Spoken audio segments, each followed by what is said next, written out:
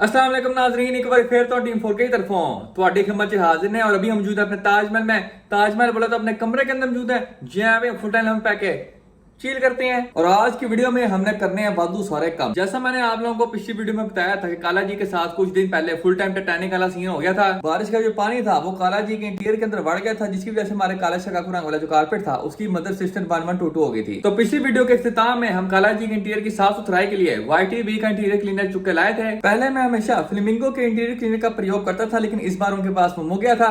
तो आज हम YTV के इंटीरियर क्लीनर का प्रयोग करेंगे। देखते हैं उस्ताद जी वाकई काम करता है या फिर एमी है। जैसा आप लोगों को मालूम है कि आजकल हमारा रेसिंग सीजन चल रहा है, जिसके अंदर हम वादू सारी रेसेस भी कर रहे हैं और साथ में वैशी मंडा क्रूज भी कर रहे हैं। लेकिन काला जी के अंदर जो सीट बेल्ट थी ना जेन्युइन वाली, वो हमने चुके बाहर सुटी नहीं है, क्योंकि काला जी के लिए हम लाल माले रंग के 4 पॉइंट हार्नेस लेके आए थे, जिसको अभी तक हमने काला जी के विछड़िच नहीं किया। तो आज हम उस 4 पॉइंट हार्नेस को काला जी के अंदर इंस्टॉल करेंगे, क्योंकि अपनी सुरक्षा करने के लिए सीट बेल्ट जरूरी है। आज अपने फोर्स कार्बन फाइबर वाले सामान का भी अता पता करते हैं। साहिल भाई को फोन करके पूछते हैं कि उस्ताद जी कितना काम हो गया तो कितना रह गया है। उसके बाद फिर हम चक्कर लगाएंगे खान क्रू पे, लाला जी मैं फ्रेंड को वहां पर भी जाके हमने 3-4 चीजें चेक करनी है। तो आइए बगैर किसी देरी जी आज के कामों शामों का आगाज करते हैं। जितने काम आज मुका सकते होंगे सारे के सारे मुका के आते हैं। मौसम की सूरत हाल पे हैं तो उस्ताद जी तपती धूप निकली हुई है। सबसे पहले अब्बा जी के चरबी को करते हैं बाहर, काला जी की एंट्री करवाते हैं ताजमहल के विच पुठा करके, और उसके बाद अपने मिशन साफ सुथराई का आगाज करते हैं। हमने काला जी की एंट्री करवा दी है ताजमहल के विच। सबसे पहले आप लोगों को काला जी के इंटीरियर की कंडीशन चेक करवाऊं तो उस्ताद जी एक चेक करो।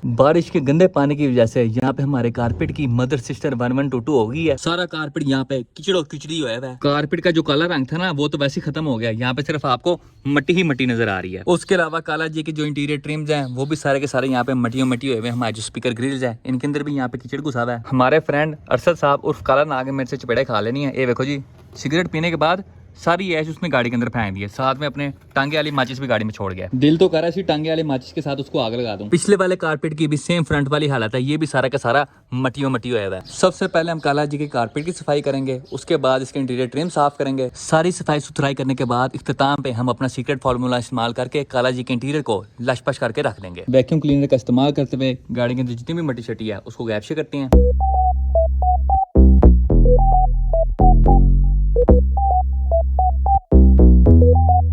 No way. इस रोल केज के साथ इंटीरियर की सफाई करना बहुत ही औखा काम है। आधी साइड हमने साफ कर ली है तो हुन उस साइड दीवारी।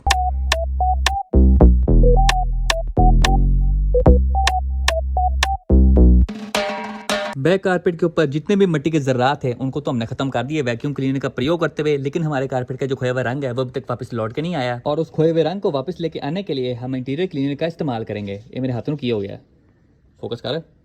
हाँ हूँ ठीक है, पहले ऐसा लग रहा था जैसे फुलवैरी होगी, फिर होगी फुलवैरी, सही हो हूँ ठीक है। अब इस मल्टीपर्पज़ फोम क्लीनर को इस्तेमाल करने का तरीका क्या है, तो भाई ने यहाँ पे लिखा हुआ है कि आपने इसको 15 सेंटीमीटर की दूरी पे रखना है। उसके बाद अपनी चीज़ के ऊपर इस इंटीरियर क्लीनर की बारिश बरसा देनी है, और 15 सेकंड के बाद आपने किसी नरम कपड़े के साथ उसको साफ कर देना है। तो आइए इस प्रोडक्ट को टेस्ट करते हैं। सबसे पहले हमेशा की तरह शेक वेल बिफोर यूज़। तो हूँ बिस्मिल्लाह।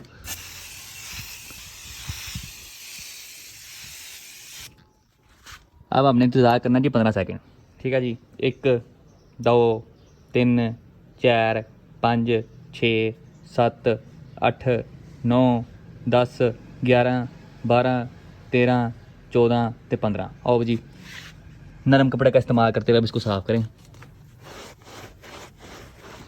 ये तो उस्ताद जी ऐसे लग रहा है जैसे किसी ने गाड़ी के अंदर उल्टी कर दी हो।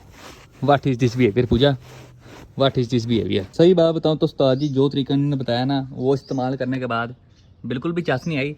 इस बार हम तरीका नंबर 2 इस्तेमाल करेंगे। तरीके नंबर 2 के अंदर हम अपने कारपेट को इस फोम से भर देंगे एंज करके। उसके बाद इसके साथ हमें जो ब्रश मिला है उसके साथ अपने कारपेट को ऐसे ऐसे करके मांजेंगे।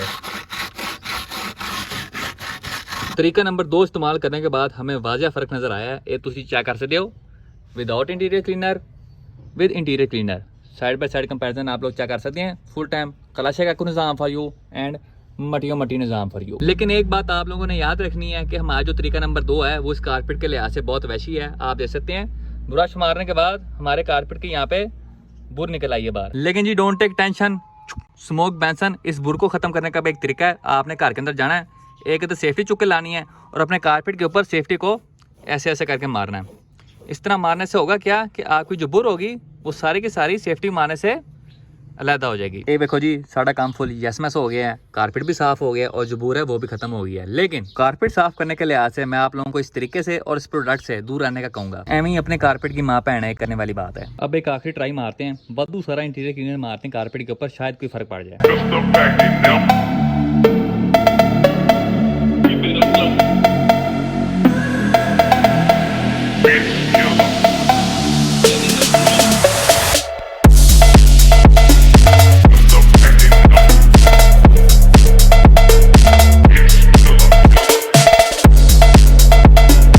आपके भरा ने पूरी गाड़ी को इंटीरियर क्लीनर से भर दिया। ये तुम चेक कर सकते हो, थले भी इंटीरियर क्लीनर, उत्ते भी ते इथे भी। अब इसको थोड़ा बहुत टाइम देते हैं अपना काम शाम करने का, फिर देखते हैं कोई फर्क पड़ा है कि नहीं। कारपेट के ऊपर थब्बा थब्बा इंटीरियर क्लीनर मारने के बाद आखिरकार हमें थोड़ी बहुत ही कामयाबी नसीब होगी है। अगर आप लोग अपनी गाड़ी के कारपेट को साफ करने के लिए कोई प्रोडक्ट ढूंढ रहे हैं तो ये प्रोडक्ट आपके लिए नहीं है। एक बार इस प्रोडक्ट को डोर कार्ड्स में मार के देखते हैं। तू किथे जा रही है पुत्र? एक बार इस प्रोडक्ट को डोर कार्ड्स में मार के देखते हैं, शायद उधर हमें कोई अच्छा रिजल्ट मिल जाए। तो उस्ताद जी आओ बिस्मिल्लाह करिए, फुल बारिश बरसा देनी पूरे डोर कार्ड पे। अब हम थोड़ी देर इंतजार करेंगे, जब थोड़ा बहुत सूख जाएगा फिर इसको हम सूखी टाकी का प्रयोग करते हुए साफ सूफ कर देंगे। गाड़ी के डोर कार्ड साफ करने के मामले में इस प्रोडक्ट ने अच्छी परफॉर्मेंस दी है। फ्रंट डोर कार्ड के ऊपर भी मैंने इस प्रोडक्ट को इस्तेमाल किया। हमारे स्पीकर वाली जाली के अंदर जो कीचड़ था वो भी सारा का सारा गैप हो गया है। अब अपनी स्पार्को की बकेट सीट्स के ऊपर इस प्रोडक्ट को टेस्ट करके देखते हैं। अपनी बकेट सीट्स के ऊपर हमने इस प्रोडक्ट को टेस्ट करके देखा, लेकिन सेम कारपेट वाला हिसाब किताब है कि उस्ताद जी चस नहीं आई। ये तुम चेक कर सकते हो, हमारी बकेट सीट्स के ऊपर जो मिट्टी के निशान थे वो अभी तक वैसे के वैसे ही हैं। काला जी के इंटीरियर को मैं जितना साफ कर सकता था उतना मैंने कर दिया है। अब इससे ज्यादा कोई डिटेलर ही साफ कर सकता है। और इस प्रोडक्ट को मैं 5/10 की रेटिंग दूंगा, क्योंकि इसने हमारे 2 काम सही किए हैं और 2 काम सही नहीं किए। 2 सही काम कौन से किए हैं? तो इसने डोर कार्ड को और डैशबोर्ड को लशपश करके रख दिया है। अब 2 काम कौन से सही नहीं किए? तुम्हारे कारपेट को और हमारी सीट्स को इसने सही तरह साफ नहीं किया। तो इस वजह से 5/10 दी रेटिंग फॉर यू। गाड़ी के इंटीरियर को एक दफा साफ करने के बाद इतनी बड़ी जी बोतल है ये मुके जाए। हमने मिशन नंबर 1 कंप्लीट कर लिया है, जो कि था काला जी की साफ सुथराई करना। अब जरा छाल मार के मिशन नंबर 2 के ऊपर आते हैं, जो कि है काला जी के अंदर उनकी लाल माले रंग के विच 4 पॉइंट हार्नेस इंस्टॉल करना। ये 4 पॉइंट हार्नेस हमने गाड़ी में किस तरह इंस्टॉल करनी है, तो अभी मैं खुद इस चीज का हिसाब किताब लगा रहा हूँ। अभी फिलहाल देखिए मुझे जितनी समझ आई है, ये स्पार्को वाले दोनों आपके कंधे के ऊपर से आएंगे। ये जो 2 कुंडे हैं ये आपकी सीट के पीछे वाले बोर्ड्स में लगेंगे, और ये जो गोलगप्पा और कुंडा है ये आपके टिड्डे के सामने लगेगा। तो आइए सबसे पहले अपनी जेदी पुष्टि टोल किट का प्रयोग करते हुए गाड़ी के सीट के जो पीछे वाले बोल्ट्स हैं उनको खोलते हैं और देखते हैं कि जो 4 पॉइंट हार्नेस वाला बोल्ट है और जो जेन्युइन बोल्ट है वो सेम साइज का है या नहीं। और वही हुआ जिसका डर था कि गाड़ी का जो जेन्युइन बोल्ट है वो हमारे 4 पॉइंट हार्नेस वाले बोल्ट के लिहाज से छोटा है, जिसकी वजह से हमारा 4 पॉइंट हार्नेस वाला जो कुंडा है वो जाके हमारे जेन्युइन थ्रेड्स के अंदर टाइट नहीं होता। अब हमें जाना पड़ेगा खरादी के पास जाके इसकी चूड़ियां जेन्युइन बोल्ट के बराबर कराएंगे और फिर जाके हमारी गाड़ी के अंदर फिट शीट होगा। अल्हम्दुलिल्लाह by the grace of Allah Almaty आपके भरा ने आज तक कोई ऐसी गाड़ी नहीं रखी जिसका कोई काम सीधा सीधा पहली दफा में हो जाए। हमेशा कोई ना कोई पंगा हमारे सामने लाजमी आता है, लेकिन जी डोंट टेक टेंशन, स्मोक बैसन आपके भरा को इन पंगों की आदत हो गई है। आज से आप तमाम लोगों ने मुझे कहना है हाजी साहब पंगों वाली सरकार। इस तरह के हर पंगे के अंदर अब्बा जी की एचआरवी ने हमारा साथ दिया, क्योंकि हर माँ का भरोसा अब्बा जी की एचआरवी 16 की average and chill easy for you. चारों के चारों बोर्ड्स उस्ताद जी हमने पकड़ा दिए खरादिए को, और खरादिए ने यहाँ पे हमें दिल का दौरा दे दिया।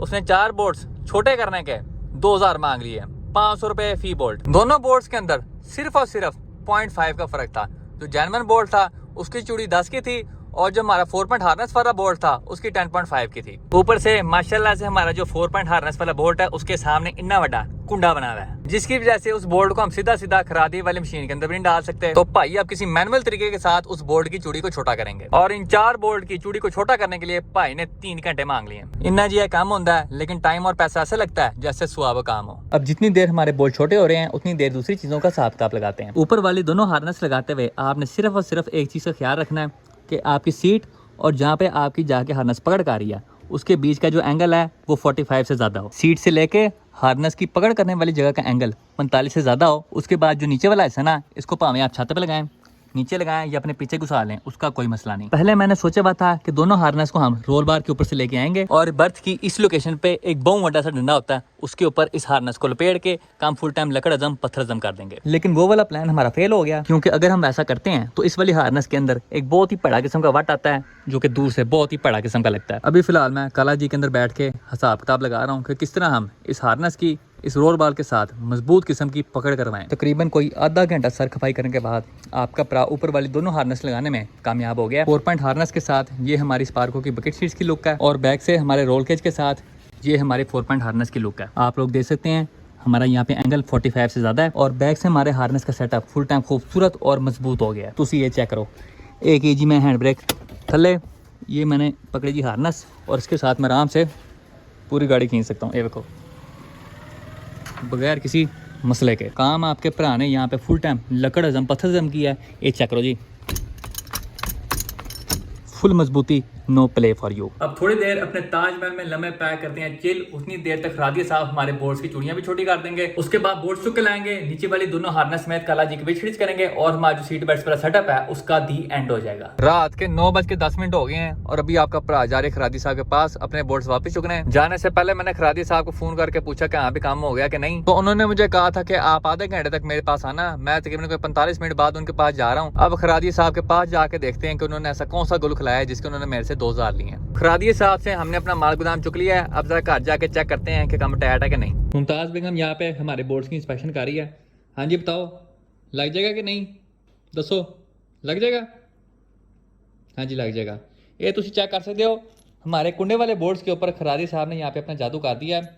ये हमारा जेन्युइन बोल्ट है और ये हमारा 4 पॉइंट हार्नेस वाला बोल्ट है। हमारा जो जेन्युइन बोल्ट था उसकी चूड़ी थी 10 नंबर की और हमारा जो कुंडे वाला बोल्ट था उसकी चूड़ी थी 10.5 नंबर की, जिसकी वजह से हमारे कुंडे वाला बोल्ट फिट नहीं होता था क्योंकि गाड़ी की मोरी छोटी थी और कुंडा बड़ा थी। लेकिन अब यहाँ पे खरादी साहब ने हमारे जेन्युइन बोर्ड के लिहाज से हमारे कुंडे वाले बोल्ट के भी थ्रेड्स बना दिए हैं और अब इन तीनों बोर्ड्स की चूड़ी बिल्कुल सेम है। ਤੁਹਾਡਾ ਭਰਾ ਅੱਧੀ ਰਾਤ ਨੂੰ ਗੱਡੀ ਦਾ ऑपरेशन करने लगा है। सबसे पहले सीट के पीछे दो बोर्ड्स हैं, इनको हम खोलेंगे 14 की चाबी का प्रयोग करते हुए। हमारा जो सदी साइड वाला कुंडा है वो तिलक के मोरी के अंदर गया है, लेकिन जो खब्बी साइड वाला कुंडा है वो हमारे साथ यहाँ पे हैंकी पैंकी कर रहा है। खब्बी साइड की जो मोरी है उसकी अलाइनमेंट नहीं ठीक, जिसकी वजह से जब हम उसके अंदर कुंडा फिट करने की कोशिश करते हैं तो वो अंदर फिट नहीं हो पाता। इसके लिए हमें सीट का जो आगे वाला बोल्ट है उसको भी ढीला करना पड़ेगा, पूरी सीट को ढीला करना पड़ेगा। इस वाली रेल को थोड़ा सा आगे करेंगे और फिर जाके हमारा जो कुंडा है इस मोरी के अंदर तिलक के जाएगा। सीट्स के अगले दोनों बोल्ट्स मैंने ढीले कर लिए थे और यहाँ पे हमारे खब्बी साइड का जो कुंडा है वो मोरी के अंदर फिट हो चुका है। अब इसको टाइट करने के लिए आपने अपना जैकपाना लेके आना है।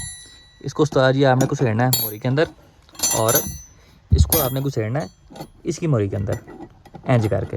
इस तरह करने के बाद आपने इसको चुकना है ऊपर ऊपर इंदी है और इस तरह करके आपने इस कुंडे को टाइट करना है खूबसूरत करके। पिछले दोनों कुंडे मैंने टाइट कर दिए हैं और अब बारी है हार्नेस के नीचे वाली पट्टियां इंस्टॉल करने की। हार्नेस के नीचे वाले दोनों पार्ट्स फिट करना उस्ताद जी वेरी इजी। आपने करना क्या है, इसका कुंडा चुकना है, इसको आपने इस तरह करके इसके अंदर फंसाना है, ऐसे करके जो खब्बी साइड वाला है उसको आपने साइड पर फंसाना है, ठीक है जी।